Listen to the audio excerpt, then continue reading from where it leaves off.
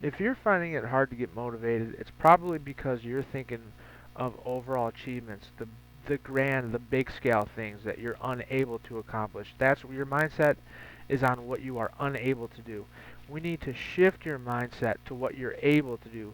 You're able to clean off the counter. You're able to pick up the area around you. You're able to make your bed. You're able to make your surroundings around you look nice, and then that makes you feel good, and that builds you up for the next thing. Maybe your car needs to be cleaned. Maybe the garage needs to be cleaned out.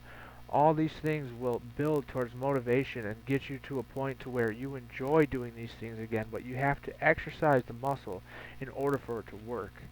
You can't just start at the top all the time. You have to start with baby steps and work your way up towards that big motivation you're seeking that you need to find. Trust me, just think progress. Life's not about all these grand accomplishments all the time that we're trying to achieve. It's just about progress. It's the progress of getting to where we're trying to go is what we yearn for. And everyone always tries to go right to the end and get it, and then they can't figure out why things aren't right. It's about the journey, not the destination, guys.